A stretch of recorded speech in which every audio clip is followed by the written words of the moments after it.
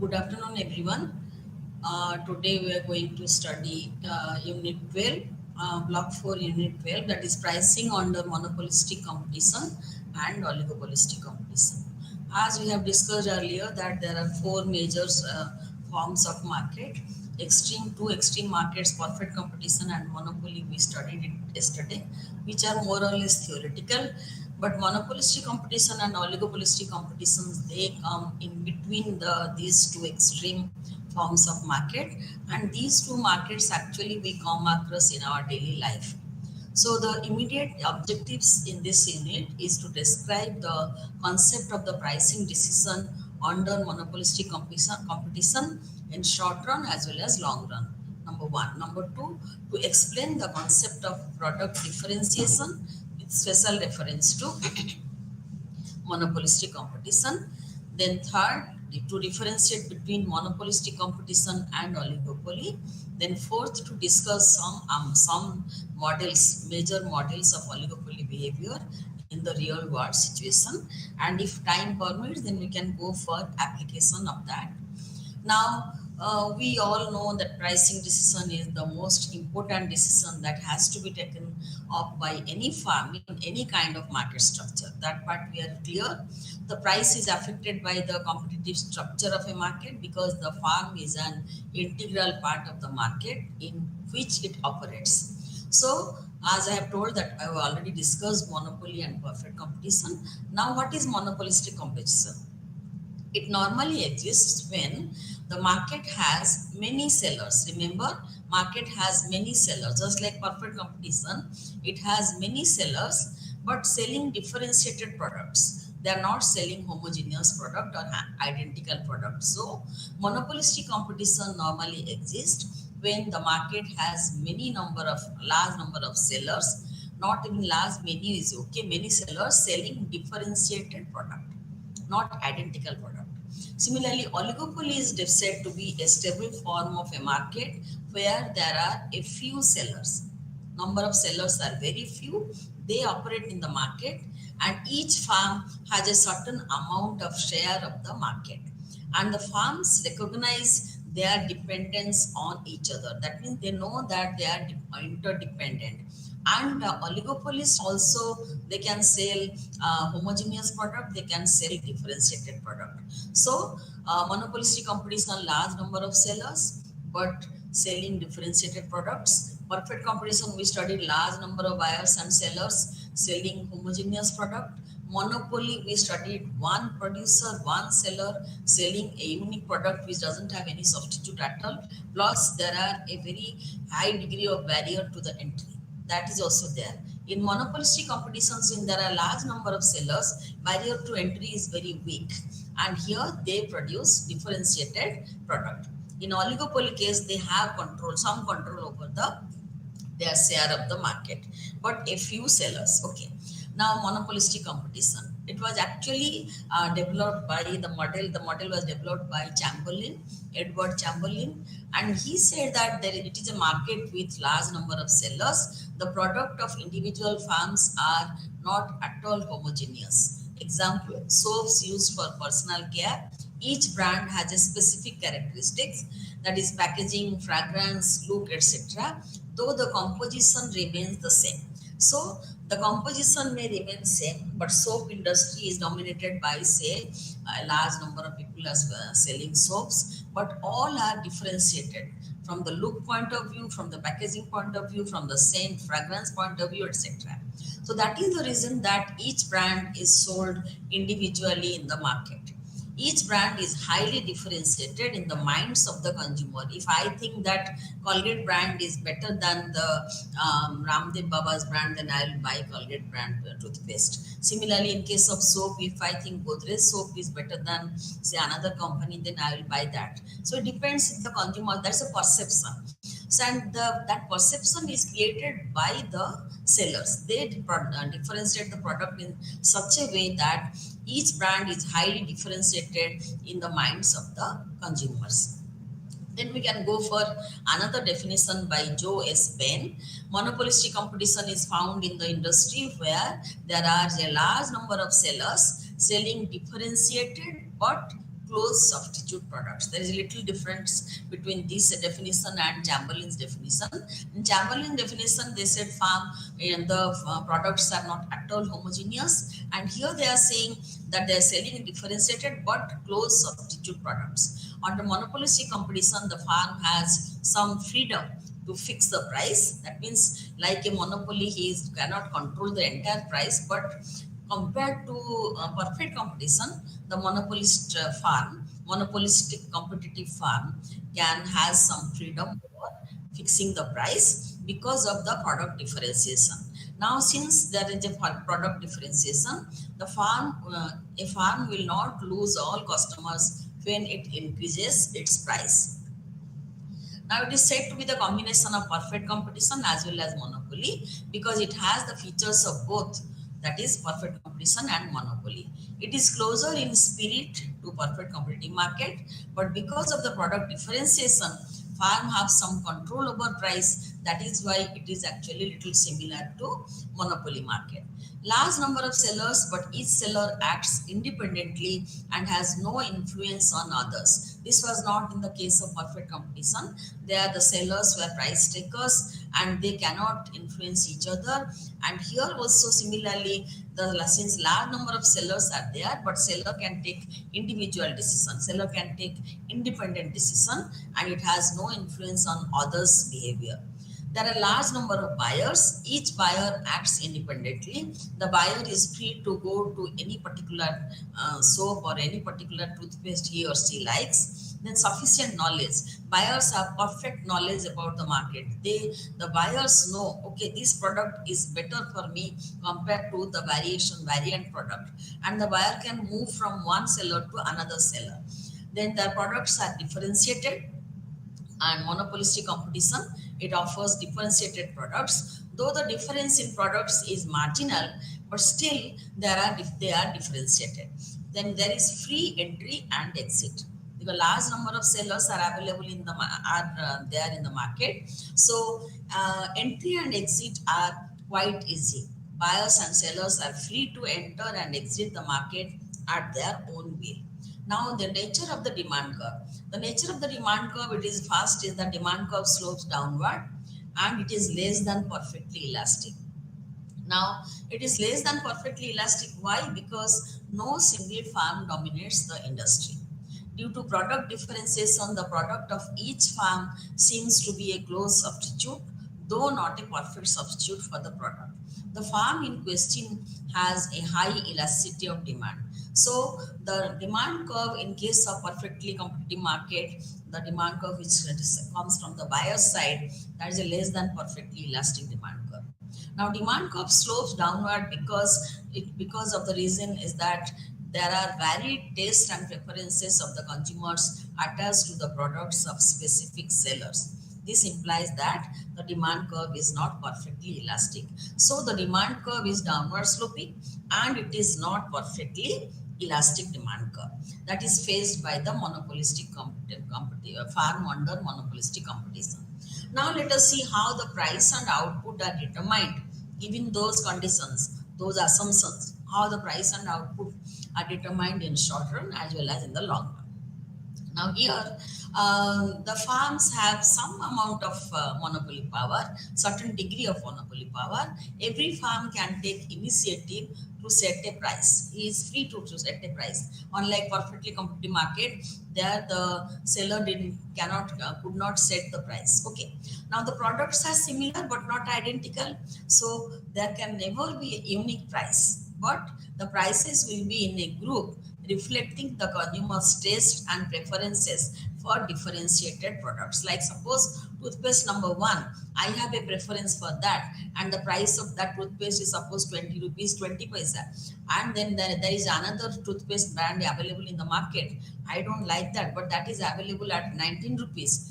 I am not a rational consumer there. I will prefer my differentiated product, the one I like, particular brand of toothpaste. So even though that price is little high, I don't mind buying that thing.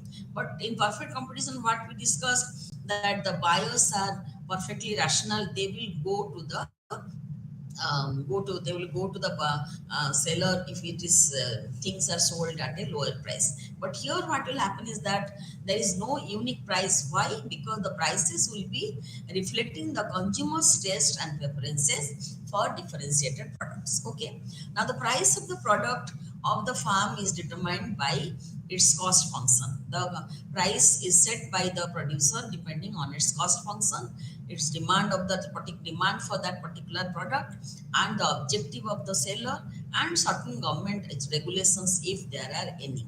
If there are some government regulations, that will also be taken care of in this market. So the price setting depends upon cost function, depends upon the demand function, from which you know that average revenue comes, that is average revenue function, and objective of the producer, and government regulations if any. And we also said that average demand revenue curve or the demand curve is downward sloping and less than perfectly elastic demand curve.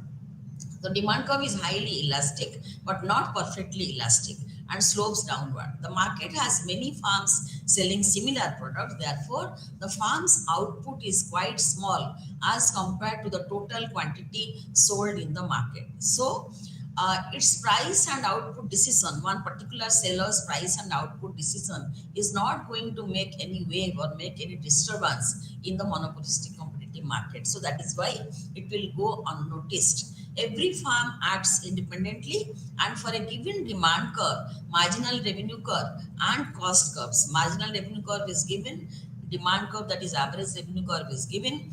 Marginal revenue curve is a derived curve, that is derived from average revenue, and cost curves, marginal cost curve.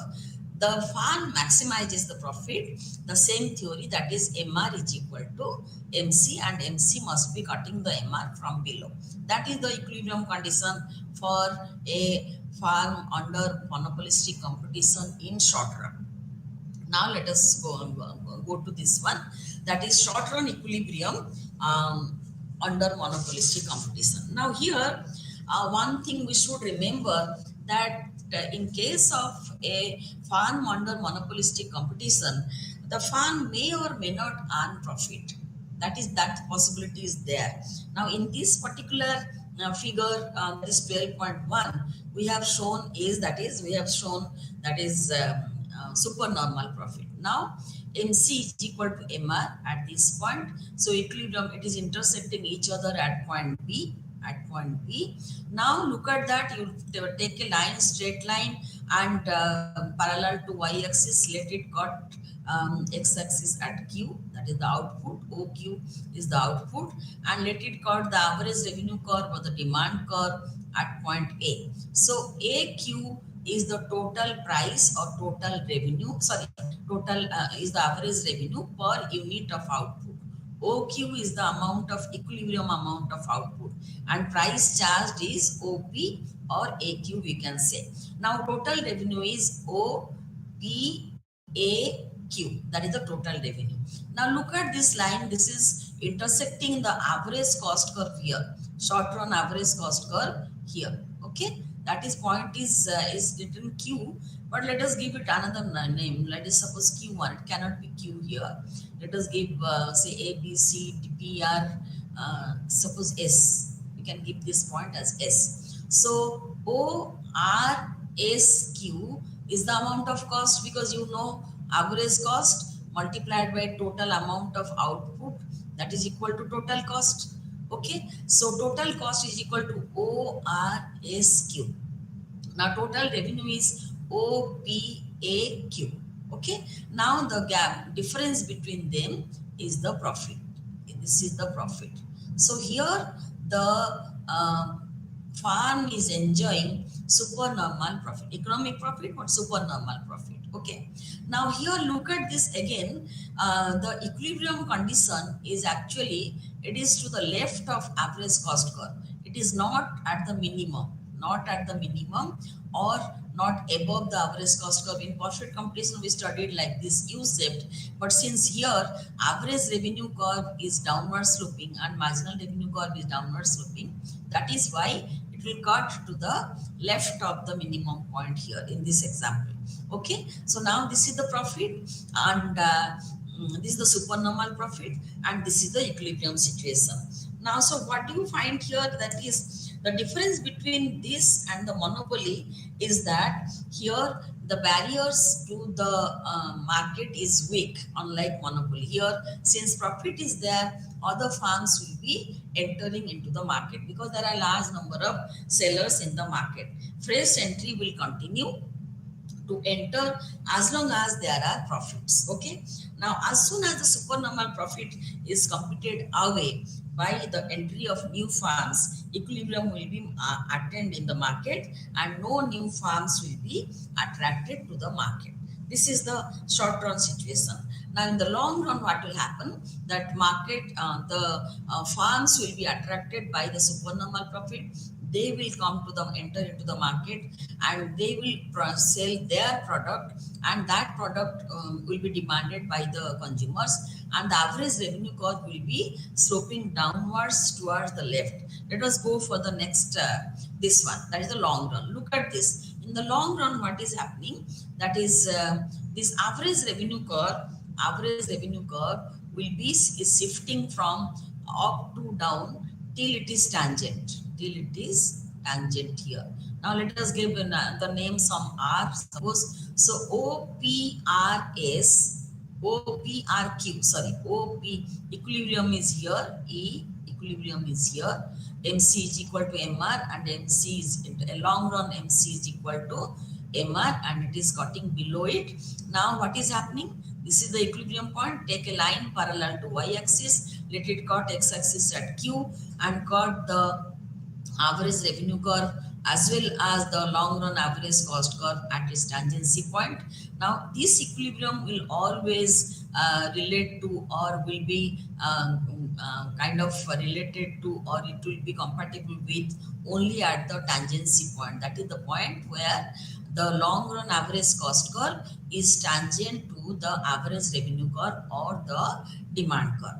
Now here OPRQ is the total revenue, and because price is OP and quantity sold is OQ, and the cost is also RQ is the cost per unit of output, and OQ multiplied by RQ, that is OPRQ, that is the total cost. And here there is no economic profit, or economic profit is zero, or you can say that the person is enjoying normal profit. Now you can say that way.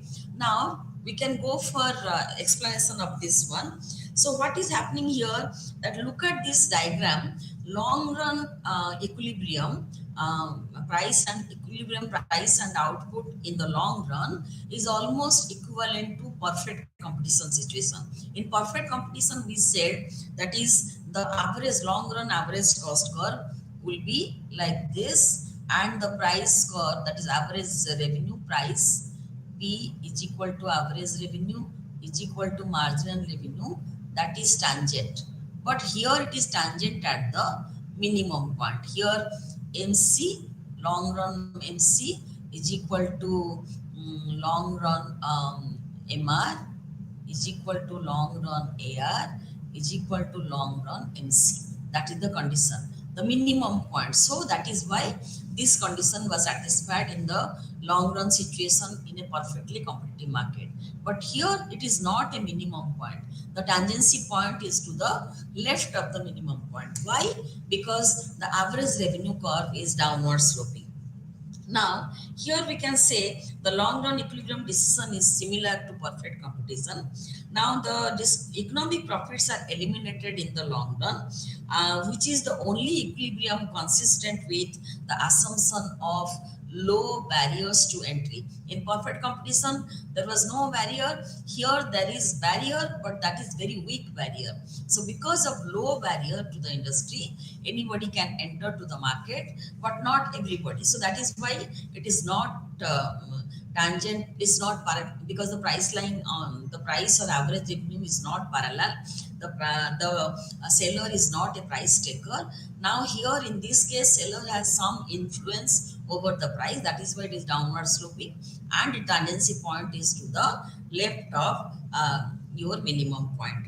Now what will happen here is that the assumption is low barriers to entry because of that. So this occurs at an output where price is equal to long run average cost curve. Now the difference between monopolistic competition and corporate competition is that the point of tangency is downward sloping and does not occur at the minimum of average cost curve, and this is because the demand curve is downward sloping. Now let us go for this, that is here. Here also you can write down the assumption is that other firms in the market are also making profit. They are entering into the market, so they are also making profit. Now this situation would then attract new firms into the market. The new firm may not sell the same product but will sell similar product. They will not sell the same product or the product which are already sold by the existing firm. They might come with the new not improvised, new differentiated another product for which the consumer might get attracted. The consumer might get attracted. So what will happen? The new firms may not sell the same products but will sell similar products. So what will happen? Now, if more products are similar products are available in the market, there will be an increase in the number of close substitutes available in the market. Now the consumer has a more number of choices. Consumer can choose a number of products which are not substitute exactly, they are close substitute, but which are differentiated. So they has consumer can choose something out of this. So what will happen is that since close substitutes are available in the market, the demand curve will shift downward. This average revenue curve, this for individual firm will shift downward, and since each existing firm would lose market, because now total number of if more firms are entering, the share of the market by each firm will be reduced. That is why average revenue curve will be falling. Average revenue curve will be coming towards the left. Okay. Now what will happen that this situation will continue, or the shifting downwards will continue till it becomes to till it becomes tangent to long run average cost curve. Till it becomes tangent to long run average cost curve at the given price OP and the amount of output OQ. At this point of equilibrium, an increase on or decrease in price will lead to losses. Okay. Now what will happen again is that in monopolistic competition, free entry and exit must lead to a situation where demand curve that is AR curve is tangent to LRSC. The price becomes equal to average cost and no economic profit is earned or normal profit is earned. So you can say the profit is completely wiped out in the long run. One of the interesting features of the monopolistically competitive market is the variety available due to product differentiation. Although farms in the long run do not produce at the minimum point of their average cost curve, they do not produce at the minimum cost point here. Minimum point is here where this is cutting. They are not producing at the minimum point of their average cost curve. There is excess capacity. That means excess capacity means now they can produce, because cost is minimum means they can produce say another this much of output, but that is not produced, that is existing capacity. Okay, so that is excess capacity, not existing, sorry, that is excess capacity. OQ will be produced. Now rest, suppose this point is OQ2, which is corresponds to the lowest point, minimum point, then QQ2 amount will be excess capacity.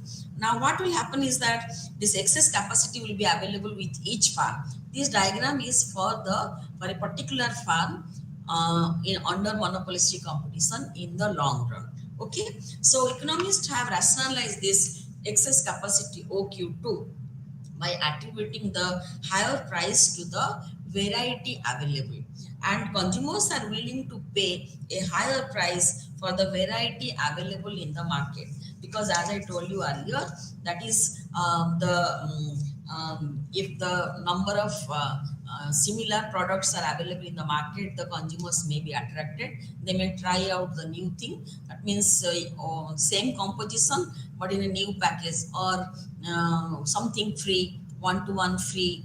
those things are, that advertisement thing is not done much in under monopolistic competition. That is done in oligopolistic situation. But I am just giving an example that in the long run that this will happen. If profit is there, anybody can enter, because like production of soap, production of toothpaste, production of daily goods, daily utility goods are actually can be these are not very capital intensive and can be taken up by small farms also, small sellers also. That is why everybody can enter into the market. So nature of the product is also important. Now we have to will come to oligopolistic competition. Oligopoly is the form of market where there are few sellers. The product may be homogeneous, the product may be differentiated. If there are two sellers, then it is known as duopoly. If the product is homogeneous, then it is known as pure monopoly, pure oligopoly. Sorry. If the product is differentiated, then we have differentiated oligopoly. Then entry into an oligopolistic industry is possible, but it is far difficult. Not like monopolistic competition, not even like monopoly. Monopoly entry is completely bad due to whatever the reasons may be, because of the nature of the product, nature of competition, or nature of advantages, patent laws, etc. But here also the entry into the market is not that easy. Okay, so what happens that there will be few farms, that is why there will be few farms. So oligopoly is the most prevalent form of market organization in the manufacturing sector of most nations, including India. You find manufacturing sector, then certain industries like steel, discussed in the last class also. Then certain industries where there are a few producers, a few sellers in the market. Some oligopolistic markets, industries in India are automobiles, yes, that I forgot, primary aluminium, steel, electrical equipment, etc. Some of these products are homogeneous, such as steel and aluminium, while others, automobiles, cigarettes, breakfast cereals, etc., are differentiated. Oligopoly also exists when transportation cost limit the market area. That is also another important assumption here. There we allow transportation cost. It was not assumed that there is no transportation cost in case of perfectly competitive market. But here, oligopoly may develop, the market may become oligopolistic market if transportation cost is limiting the market area.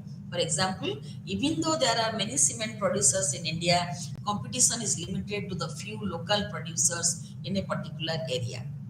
Since there are only a few farms selling a homogeneous or differentiated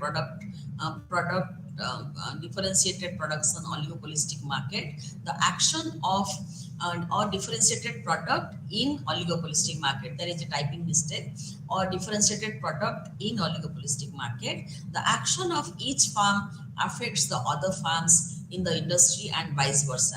Remember what we discussed in monopolistic competition, that the action of each farm is not influencing the action of another farm.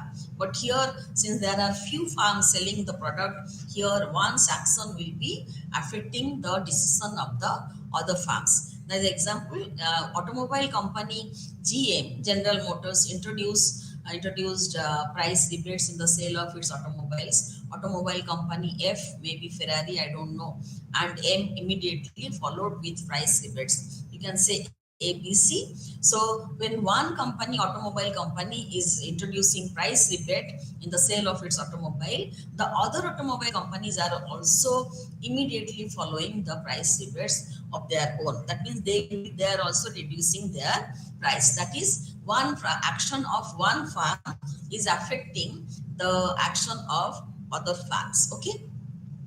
Now, since price competition can lead to ruinous price wars, if you are kind of reducing price, then price war is actually very difficult to maintain. So what will happen is that price competition can lead to ruinous price wars. Oligopolists usually prefer to compete on the basis of product differentiation, advertising, and services. These are referred to as non-price competition. These are referred to as non-price competition.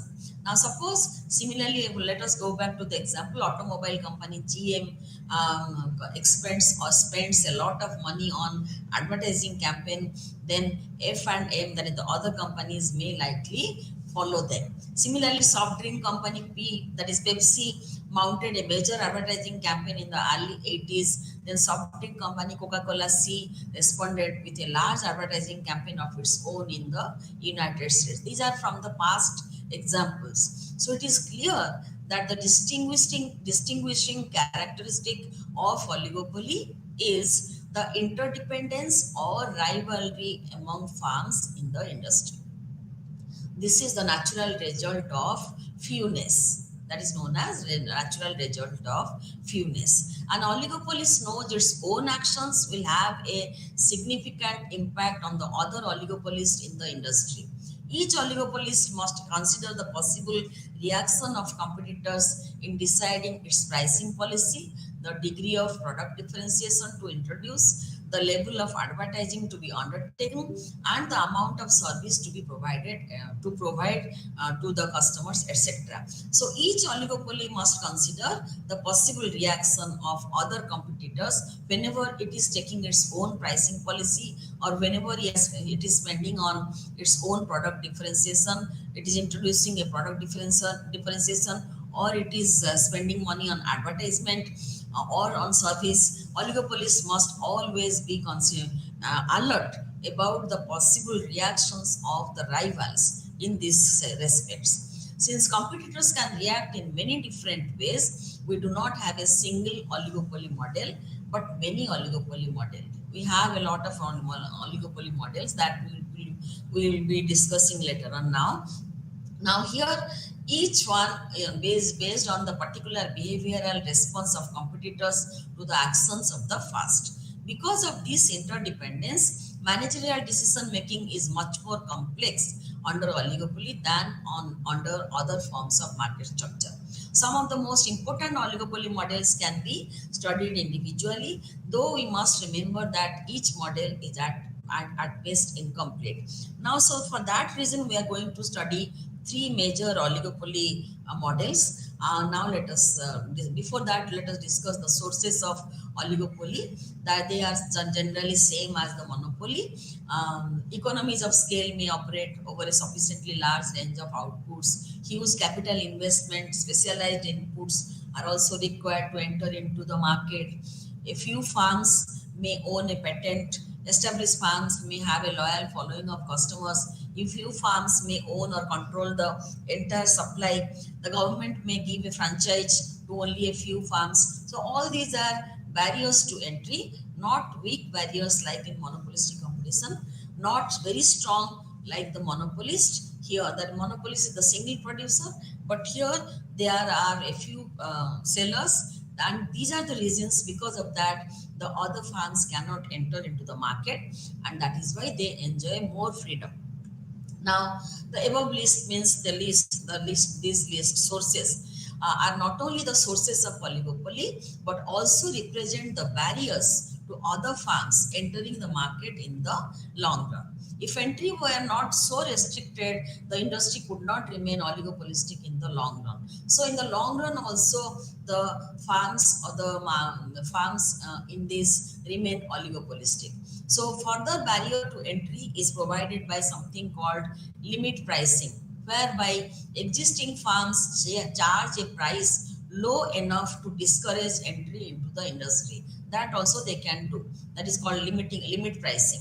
By doing so, they voluntarily sacrifice short-run profits in order to maximize long-run profits. Oligopolies can be classified on the basis of type of products produced, that is whether homogeneous and or differentiated. The type of products produced may affect the strategic behavior of the oligopolist. Now, there are cooperative oligopolists, then there are non-cooperative oligopolists. Then in what happens is actually in case of cooperative oligopolist, the oligopolist follows the pattern followed by the rival firms. In non-cooperative, the firm does not follow the pattern followed by the rival firms. Okay. Now, price is not the only factor of competition. As a matter of fact, other factors are like advertising, product quality, etc., are also equally important on the basis of which the farms compete. Normally, we have four general oligopolistic market structure, two on each under cooperative as well as non-cooperative structure. So cooperative oligopoly may be producing homogeneous and differentiated product. Similarly, non-cooperative oligopoly may be producing homogeneous and differentiated product. Okay, all these differences exist in the oligopolistic market. This shows that each farm tries to make an impact in the existing market structure and have an effect on the rival farm. They are impacting the market structure and they are also affecting the rivals. This is a distinguishing characteristics of an oligopolistic market. Now, let us discuss one model, that is price rigidity or Kink demand curve.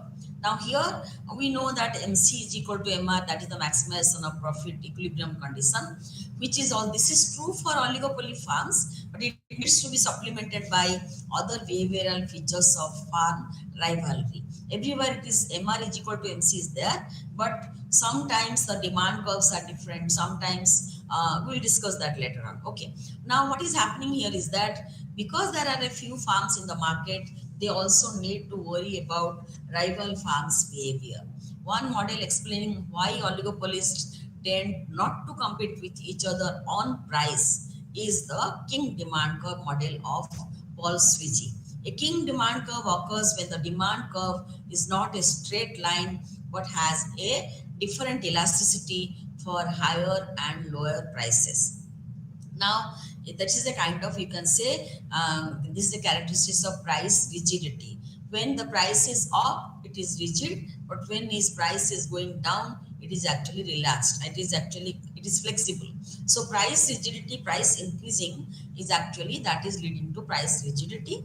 So demand curve, depending on the elasticity of demand, the shape of the Kink demand curve will be different. But Kink demand curve occurs when demand curve is not a straight line, but has a different elasticity for higher and lower prices. Now look at this diagram. Now what is happening here, that is demand curve for an oligopolist. Okay.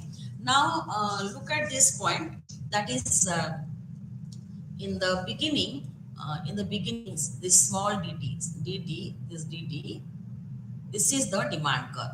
That is the perceived demand curve. Perceived demand curve means the farm is expecting that if it is producing OQ1 amount of output at OP1 of price, then what is happening is that this is the existing price OP1 and OQ1 is the amount of output. This is the equilibrium point. Suppose this is the equilibrium point on DD demand curve. Now this DD demand curve is perceived by the farm. Now suppose the farm wants to increase its output by reducing the price, then it can increase its revenue. So if the price is falling P2, then he is actually planning to sell OQ2 amount of output in the market. But what will happen is that once this particular farm reduces its price, other farms will also reduce their price. Now what will happen is that instead of operating on this DD demand curve, this capital DD demand curve known as share of the market demand curve, that will operate. Now instead at OP2 price, instead of selling OQ2 amount of output, the farm is able to sell OQ21 amount of output. This will be the equilibrium point, new equilibrium point. Here we are not showing the marginal cost curve for convenience, because the demand curve part should be very clear first. So now what will happen is that if price is falling, then what will happen? Others are entering and they are also reducing their price. But if the farm wants to increase the price, then nobody is there to help him, or nobody is following him. But when the farm is reducing the price, the rivals are following him. So what will happen is that the demand curve will be D. There is a Kink here and this capital D. So demand curve will be DD. This is the Kink demand curve or Paul Sweety's demand curve. That means in the upper portion above P1, it is working on this elastic demand curve, but below P1, it is not working on the elastic demand curve, it is working on the share of the market demand curve, which is inelastic. So this part is elastic and this part is inelastic. And the King demand curve will be like this, So this is the demand curve for a oligopolist farm, for a farm under oligopolistic market. Now, what happens here is that the customers, when along the DD and it is increasing the output from Q1 to Q2, customers take advantage of the lower price and abandon other suppliers. If the price cut is matched by other farms, then the increase in sales will be less. Now, other farms are selling at the same price. Any additional sales must result from increased demand for the product. Thus, the effect of price reduction is a movement down the relatively inelastic demand curve, capital D. Then the price reduction, from P1 to P2, it only increases, it is able to increase only this much, that is this much. Earlier it was producing OQ1, now it is able to produce OQ dash instead of producing OQ2. It wanted to produce OQ2 amount of product in the market, but because of the King demand curve or because of the nature of the decision of the rivals, it cannot. So everybody will be selling OQ2 dash amount of output in the oligopoly market. So basically what I am saying here is that first part, that is P1 is the initial price and the farm is operating in a non-cooperative oligopolistic market structure producing OQ1 unit of output. Now P is also the point of King. P1, here in this diagram, P1 is the point of King. You can give this name here. You can give a name here, E. E is the point of King. E is the point of King. It's not equilibrium. E is the point of King. Okay. Now what will happen is that P is the point of King in the demand curve, and the initial price, and DD is the relatively elastic demand curve. Capital DD is relatively inelastic. Now when the farm is operating in the non-cooperative oligopolistic market, it results in decline in sales if it changes its price to P1. Now if the farm reduces its price below P1, say P2, then other farms operating in the market show a cooperative behavior. So beyond OP1, non-cooperative behavior, below OP1, that is cooperative behavior. So the demand curve has two linear curves which are joined by a point, that is the intersection between the elastic demand curve, that is the perceived demand curve, and the inelastic demand curve, that is the share of the market demand curve.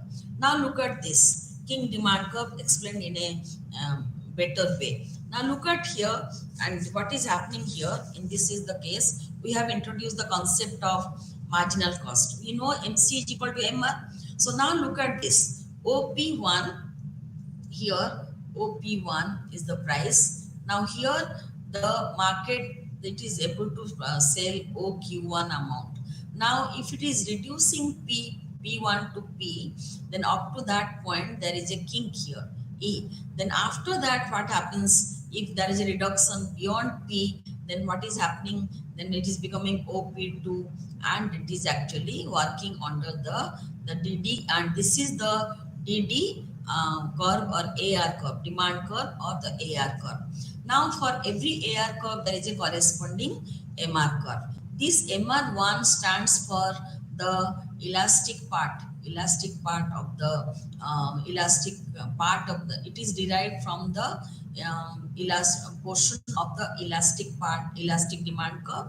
Then next one, this is here, look at this, here there is a gap, and here this part corresponds to the inelastic part. Look at this, this is coming like this, and here there is a gap, here there is a gap, and your straight line in the kink corresponding to the kink, there is a gap here, and you can find out MR2, the MR1 and MR2. Okay, now this is the shape of MR curve.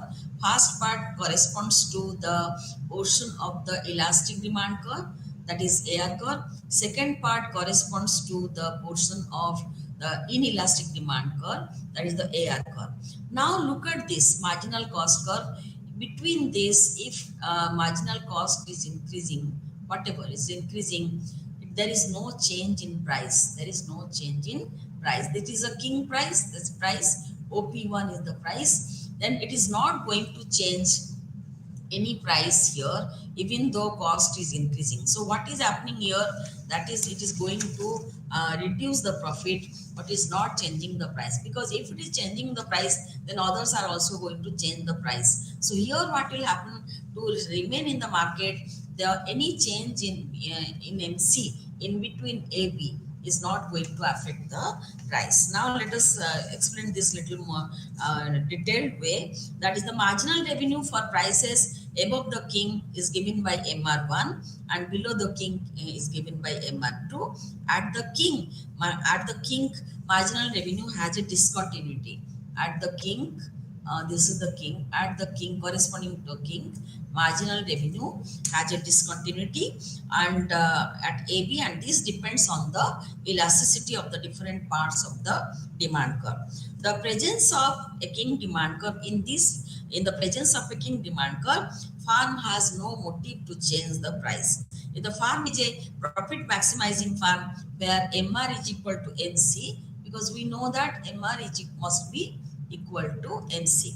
The profit maximizing firm, MR is equal to MC, it would not change its price even if the cost is changing. Even if the cost is changing, and this part, this is the MR part, and any MC equilibrium will be different equilibrium, and it will be, the price is not going to be disturbed. Price is not going to be disturbed. This situation occurs as long as changes in marginal cost fall within the discontinuous range, that is AB portion. The firm following King model, King demand curve, has a U-shaped marginal cost curve. The new MC curve will be MC1 or MC2 and will remain in the discontinued area, and the equilibrium price will remain unchanged at OP. This is the idea of output and price and output determination under the King demand curve, or that's a special type of oligopoly. Okay, now look at this here. We'll do x-axis. I have just tried how to draw this x-axis. This is the first part. This is the second part. This is the King demand curve. Then corresponding to the first part, there is the first part MR1. Then corresponding to the second part, there is the second part MR2. Now this is the gap. AB is the gap. Now look at that is going to join Kink and the axis, and you find this is the way you have to do your graph. You have to do your graph, and marginal cost curve will be going through this, and this will be the price OP. This will be the price OP, and this is the King point, and here marginal cost will remain in between these two. This is the idea for how to draw the MR curve and AR curve, King demand curve, basically King demand curve. And you have to show marginal cost, marginal revenue. Equilibrium is MC is equal to MR, MC must be rising, and equilibrium is in between that gap. That is the continuous, there is discontinuous portion of marginal revenue curve. Okay. Now the kink in the demand curve arises from the asymmetric behavior of the firms. The proponent of the hypothesis believe that the competitors normally follow price decrease, that is, they show the cooperative behavior if the firm reduces the price of its product, whereas they show the non-cooperative behavior if a firm increases the price of its products. I have already explained this diagram, but I have written it here. It's P1 12, figure 12.3 and figure 12.4. The is depicted by the demand curve, relatively elastic demand curve dt. For example, and this I have already discussed, so I'm not going to discuss now. If the price cut is matched by other firms, the increase in sales will be less. I told you that instead of OQ2, it will be OQ21. So other firms are selling at the same price. Any additional sales must result from increased demand for the product. Thus, the effect of price reduction is a movement down the relative inelastic demand curve, capital DD. Then the price reduction from P1 to P2 only increases sales up to Q21. Okay, so this I have discussed. Again, this also I have discussed. Then the true demand curve for the oligopolistic market is small d, capital D, and has the kink at the existing price P1, that is figure number 12.3.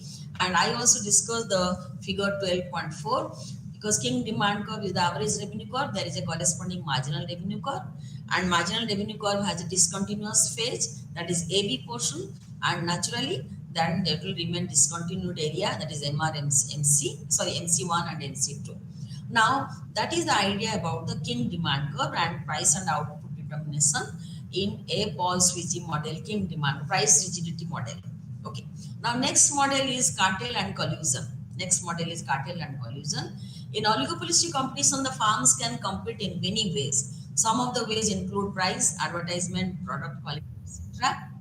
Many firms may not like competition because it could be mutually disadvantageous. So what they do is actually they form a group that is known as a cartel. They are forming a cartel. They collude, they discuss among themselves. They become one group so that others cannot enter into the market, or it is going to be extremely difficult for the others to enter into the market. So for that reason, what they do, it is possible for the firms to come to a consensus and raise the price together, increasing the output without much reduction in the sales. Okay, in some countries this kind of collusive agreement is illegal.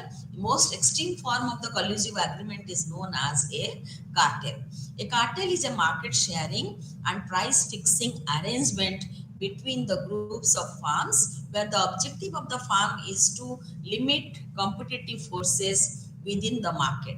The forms of cartel may differ. It can be an explicit collusive agreement where the member firms come together and may reach a consensus regarding the price and market sharing, or implicit cartel where the collusion is secretive in nature. Now, this is an example. Throughout the 70s, OPEC colluded to raise the price. This we discussed in another unit also. So this you can read. If time permits, I will discuss it. We'll come back to it. Now, this is the cartel profit maximization diagram. Look at this. Now, AR curve, that is a demand curve for the group as a whole. MR is equal to MC. Here, MCC is the horizontal sum of the marginal cost curves of all the member firms of the cartel. Those who are members of the cartel, horizontal addition of their marginal cost. So, MCC. Now, MCC is intersecting MR at point A. OQ is the amount of output that is sold by each firm in the cartel, and they are charging OP1 of price, and that is why the cost, this is cost. Now this is the profit. This is the profit here. So this is done by considering the individual members of the cartel as one firm. That is a monopoly. Here it becomes an extreme form of collusion, collusive oligopoly. This is also known as monopoly in that sense. Okay. Now in the figure, this is at the point MR is equal to MCC, setting price is equal to P. Okay. The problem is regarding the allocation of output within the member firms. Normally a quota system is quite popular, where each firm produces a quantity such that MC, its individual MC is equal to MCC or group MC.